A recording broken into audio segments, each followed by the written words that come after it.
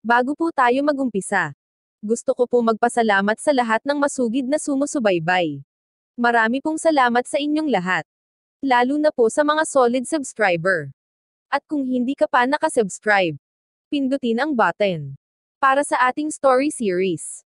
Marami din pong salamat sa mga masipag mag-share. Maligayang pagbisita at pagbabalik po sa ating munting channel. Narito na po ang karugtong ng ating istorya. Ika-69 na kabanata. Ang malaking halaga ng bill. At kakaibang patakaran sa hotel. Darren, nakikita mo ba ang babae na iyon? Siya ay business partner ng aming pamilya. Wala akong maihaharap na mukha sa kanya, kaya maaari bang tulungan mo ako? Naglakad si Darren patungo kay Manager Hood. Ang manager ay nakahinga ng malalim nang makita si Darren. Sa totoo lang, natatakot siya na baka si Alex ang kanyang tawagan para pumunta dito. Pero si Darren lang pala sa isip ni Mr. Hood.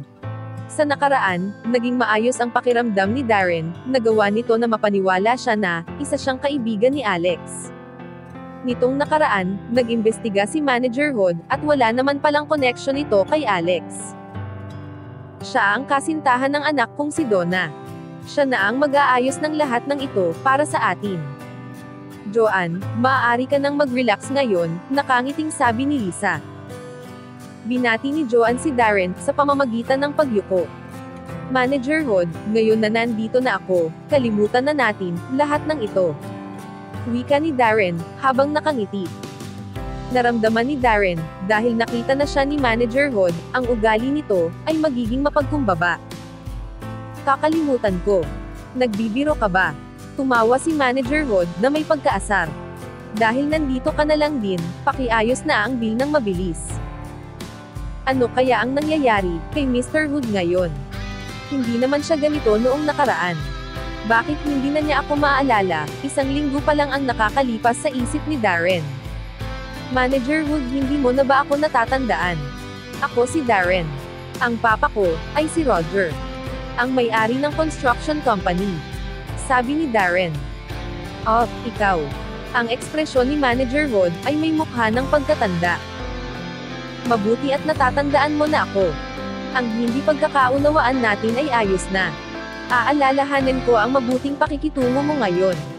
Huwag kang mag-alala, open akong bibisita sa iyo sa hinaharap. Wika ni Darren habang nakangiti. Humarap siya kay Lisa, at sinabi, makakaalis na tayo. Nang si Darren ay aalis na, kasama ang grupo ni Lisa, habang pinupuri siya. Tumigil kayo, medyo malakas na sabi ni Mr. Hood. Ano ang ibig ninyo sabihin sa hindi pagkakaunawan na naayos na? Kailan ko sinabi na pwede na kayong umalis? Hindi mo na kailangan pang ihatid kami. Wika ni Darren habang nakangiti. Anong pinagsasabi ng mga ito? Nakakaasar na ang mga ito, sa isip ni Mr. Hood, habang mahigpit na humawak sa balikat ni Darren. Mr. Hood, ano ang ginagawa mo? Nasasaktan ako, wika ni Darren. Hindi kayo pwedeng umalis, hanggat hindi kayo nakakabayad. Kapag ipinagpatuloy niyo pa ang inyong mga panlilinlang sa akin, tatawag na ako ng pulis. Galit na wika ni Manager Hood. Manager Hood, hindi ka ba nakainom ng maling gamot? Maaaring nagkakamali ka. Ako si Darren. Gusto mo pa rin ba akong magbayad? Pagtatanong ni Darren na hindi makapaniwala. Wala akong pakialam kung sino ang magbabayad. Lahat kayo ay dadalahin ko sa pulis kung hindi kayo magbabayad ngayong araw. Mas lalo siyang nainis nang tumingin ito kay Lisa at sa mga kasama nito. Magbabayad ba kayo sa mga nakain niyo o hindi? O ayaw ninyo talaga magbayad? Mukhang gustong-gusto na makabalik ng mga bastos na ito sa kanilang pinagmulan. Sa isip ni Manager Hood, habang inilalabas ang cellphone para tumawag ng pulis. Si Lisa at ang iba pa ay nataranta. Si Joanne naman na nakatayo sa gilid ay namumula na sa kahihiyan. Sa isang mamahaling restaurant, nakaramdam siya ng labis na pangungutya at pagkapahiya. Huwag kang tumawag ng pulis. Ako na ang magbabayad ng bill nila. Wika ni Darren habang nakatingin sa manager. Hindi niya pa rin maintindihan kung bakit labis itong nagbago. Okay, mas maayos kung may ibang magbabayad. Wika ni Mr. Hood, habang kinukuha sa waiter ang bill. Ibinigay ito kay Darren. $17,630 lahat, wika ni Mr. Hood. $17,000, si Darren ay nabigla. Parang gusto nang lumabas ng kanyang tonsil sa lalamunan. Kinuha niya ang bill, at mabilis na tiningnan. Malinaw ang detalye. One bottle of Louis XIV, $6,000.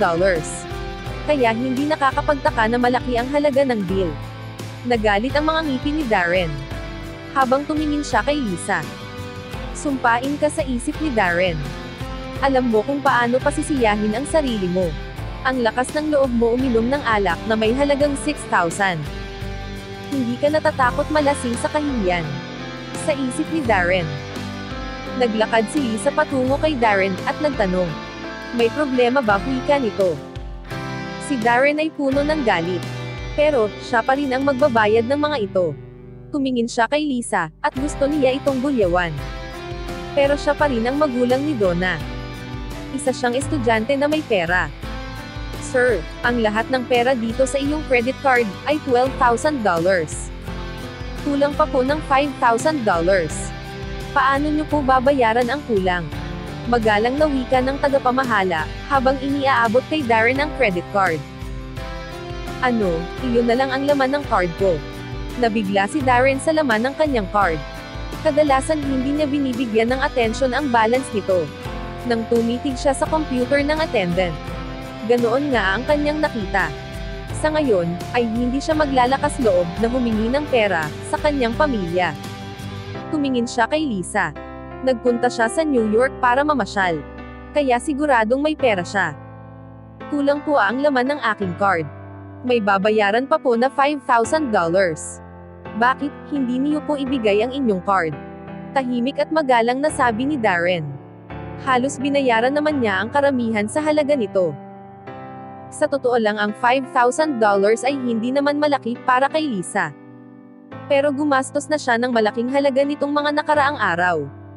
Kung gagastos pa siya ng $5,000, ang kanyang asawa ay maghihinala na nagbayad siya ng male escorts. Ang mukha ni Darren ay lalong naging napakapangit. Dahil sa walang reaksyon na si Lisa. Ang kapal ng mukha mo na umorder ng mamahaling pagkain, wala ka naman palang pera. Sa isip ni Darren. Ang mga mata ni Darren ay tumitig sa dalawa pa nitong kapatid. Wala rin silang pera, wika ni Lisa, na pinilit sumagot. Nag-aalala siya ng husto. Ang kanyang pansin ay napunta kay Joanne. Ang paligid ng restaurant ay nagsimulang lumakas ang tinig. Ang lakas ng loob mo magpunta sa restaurant na ito, nang walang pera. Isa kang baliw, sabi pa ng isa. Ang mga taga-probinsya na ito, ay talagang may kakaiba. Iniisip ba talaga nila, na ang restaurant dito sa New York, ay mumurahin lang, katulad ng nasa lugar nila? Sabi pa muli ng isa. Saan kayo nakakuha ng lakas ng loob kumain sa Supreme Room? Sa palagay ko, gusto na nila kumain doon ng libre, sa simula pa lang, mula, sa isa pang customer. Ang mga customer na kumakain malapit sa kanila, ay tumingin kay Lisa. Ang mga iba naman ay nagbubulungan. Naglakad si Lisa patungo kay Joanne, na may ngiti. Joanne, wala kaming sapat na pera ngayon. Nang marinig ni Joanne, ang pagsasabi ni Lisa ng pera, ang galit sa puso nito, ay lumaki. Talagang inilibre mo ako ng isang magandang tanghalian, masungit na wika ni Joanne. Nilagpasan niya si Lisa, at nagtungo sa counter section. Ibinigay nito ang kanyang card para sa kakulangan. Pagkatapos niya sa counter, tinakpan niya ng kanyang kamay, ang kanyang mukha. At mabilis na tinungo ang pinto. Nakaramdam siya ng sobrang kahihiyan, para sa sarili niya, kung mananatili pa siya doon. Joanne, hintayin mo ako, iwan mo sa akin ang iyong number. Ibabalik ko rin ang pera sa iyo, sigaw ni Lisa. Hindi na kailangan, dumingon si Joanne kay Lisa, na may malamig na ngiti. Nawala talaga ako sa sarili kong pag-iisip, kaya sumama ako sa iyo para kumain. Goodbye, wika nito. Kung wag ka naman ganyan, ang araw na ito, ay nagkataon lang.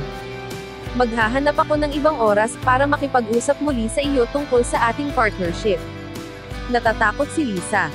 Na baka makaapekto ito sa hinaharap na pakikipag-partner sa negosyo. partnership. Sa palagay ko, ang aming ospital ay hindi nangangailangan ng swerte. Kailangan mo nang maghanap ng iba. Pagkatapos sabihin ni Joan ang mga ito, kumaway siya ng taxi at mabilis na sumakay. Sa mga salitang narinig ni Lisa kay Joan, alam na niya na ang negosyo ng kanyang pamilya ay bigo na. Ang puso niya ay puno ng panghihinayang.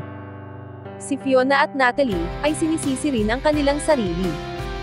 Huwag kang masyado malungkot. Kailangan ko ba kayong ihatid pabalik, wika ni Darren kay Lisa na may malungkot na ekspresyon. Sa isip niya, nararapat lang mangyari sa iyo iyan. Kung wala siyang pera, hindi dapat siya kumakain sa mamahaling restaurant.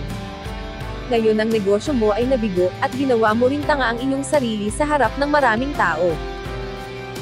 Hindi na kailangan, magtataksi na lang kami. Gusto ko pa ring magpasalamat sa iyo ngayon araw na ito. Wika ni Lisa. Kumaway siya ng taxi, at sumakay sila pabalik sa Azalea Guest House.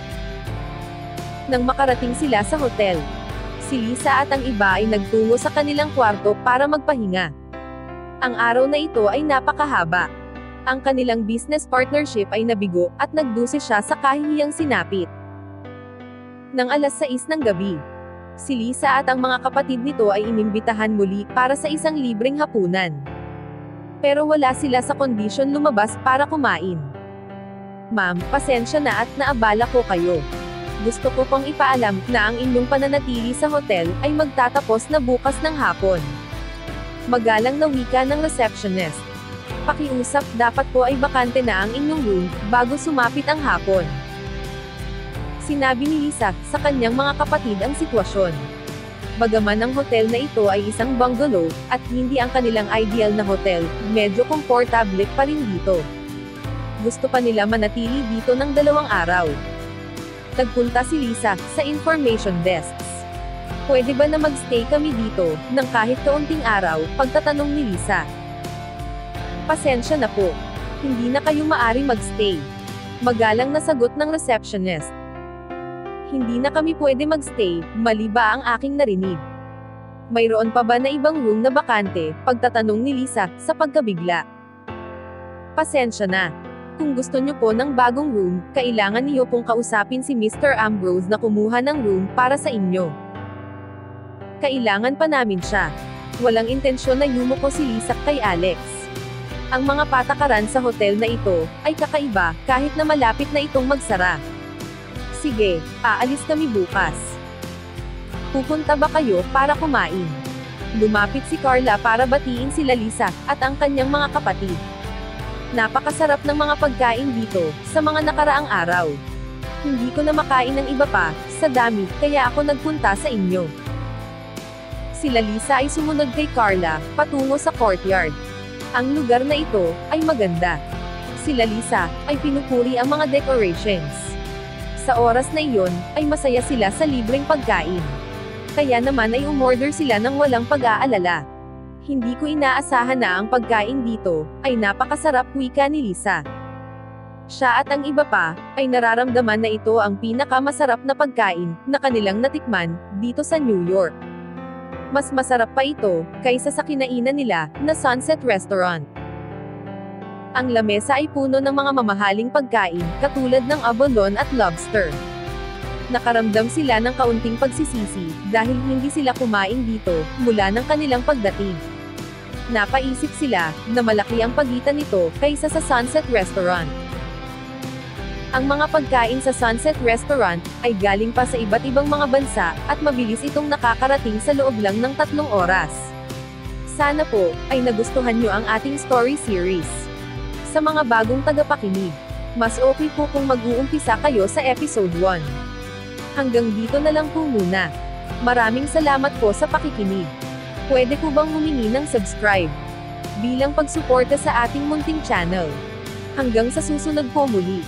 Stay safe and God bless.